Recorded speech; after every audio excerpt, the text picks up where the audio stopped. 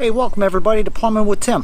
So my refrigerator out in my garage finally crapped out and I had to get rid of it, and I broke down and I went and I got one today. It's not a brand new refrigerator, it is fairly decent, but it does come with the option to have water and ice. Now I gotta figure out a way to get water to it, so that's what we're gonna talk about today. Check it out. Now please forgive the messiness of my garage and stuff. I just got all kinds of projects going on, but right here is the new refrigerator I picked up today. It's not new, but it is going to be our garage fridge, and it's a side-by-side.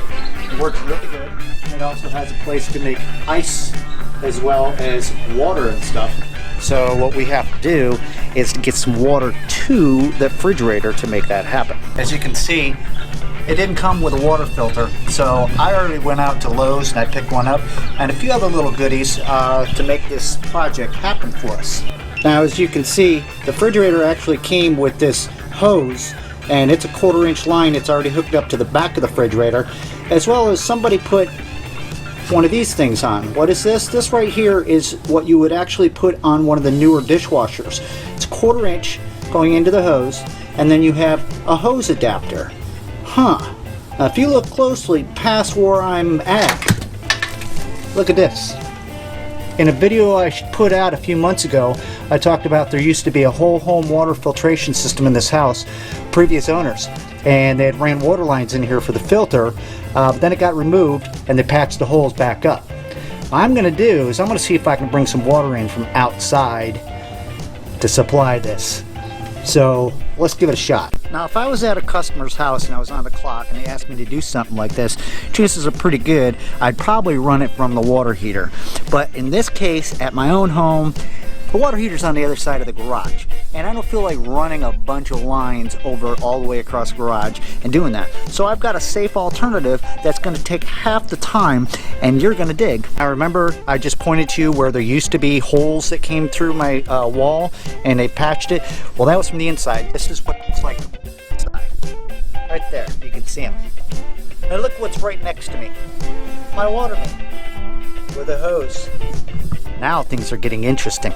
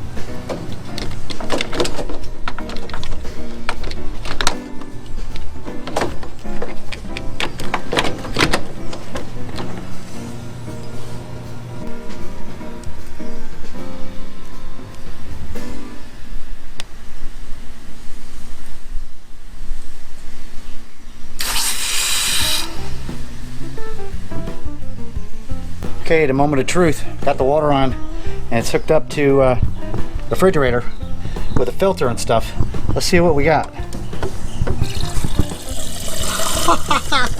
Ooh, look at that! Look at that!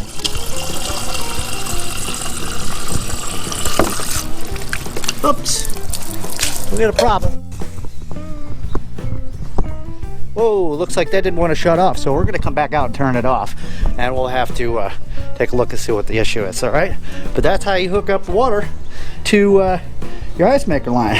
So we got a couple foibles to figure out here with this particular piece, like it may be sticking or something like that. But there's water, and it's going through a filter.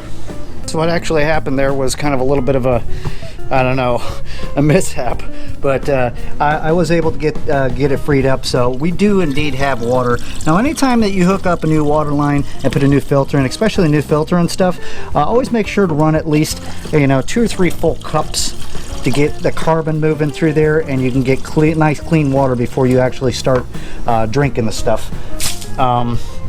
Like I said, you can hook these up over by where the water heater is. You have to hard pipe it in and do all that stuff. I do enough plumbing as it is throughout the week, and I'm just being lazy. But this is a foolproof plan, and as you can see back there is where my water line came in from my spigot outside, so I have control of it any way about it. And if I do happen to have a small leak, it's out here in the garage and I can catch it and I'm not ruining anything. So there you guys have it. Hey, thank you so much for stopping by and having a little bit of fun here with me today. Listen, if you found any enjoyment in this video, please give me a thumbs up, share it with a friend, and don't forget to subscribe. Listen, the reason why I did this is because I didn't feel like running a whole bunch of lines all over the garage and stuff like that. This is pretty much foolproof. If the line ever goes bad, it's a hose. I just hook up a new hose. Plus, it's out in the garage, all right? This way I can have ice and I can have water at my disposal. Hey, thank you so much for stopping by here on Plumbing with Tim. Keep plumbing.